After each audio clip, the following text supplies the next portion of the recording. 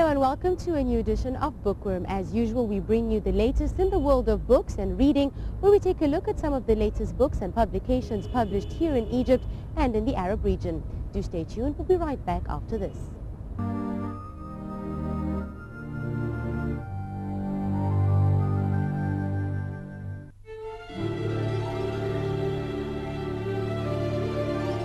Dr. Mahmoud Ibrahim Hussein, a professor of arts and Islamic monuments in Cairo University, issued a special edition of his book Artists in Islamic Eras.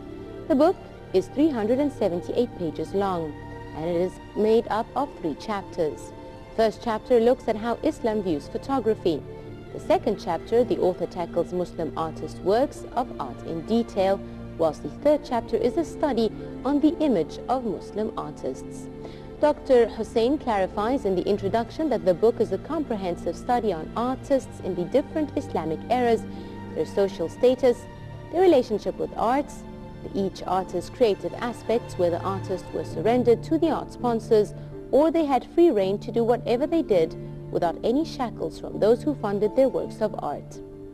Dr. Hussein said the statement which says that artists were free to do whatever creative work doesn't go for all eras, and the statement which says that artists were shackled by the sponsors and by the ideologies which were prevailing in those eras excluded artists from being creative.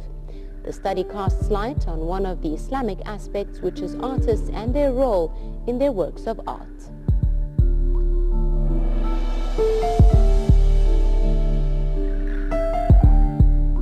The Studies and Publishing Section Department at the Culture and Media Section in the Shar'iyya issued a new collection of poems entitled The Industry of Ruins by the Egyptian poet Muhammad Mahdi Hamida. He's a poet and a plastic artist. The collection of poems encompasses a number of poets that are classified as free poetry. The poet divided his collection of poems into 3 titles, which are I Exchanged My Heart for Fluttering Wings, A Painting of My Body Whilst It's Hanged, and I Sailed to the Other Bank. The poet wrote a number of poems under each of these titles. The first part includes different poems like Joy, The Ship, Eternal Happiness. The title of the collection of the poems shows that the poet wants to create hope even in the toughest of circumstances. The poet expresses a human ability to create hope from despair so that we can exchange depressed hearts for 2 fluttering wings, and the hanging body is a symbol of losing hope. The total significance of the poems is to have continuous hope, like in the poem The Industry of Ruins, which shows that a human should start anew even after a sad ending.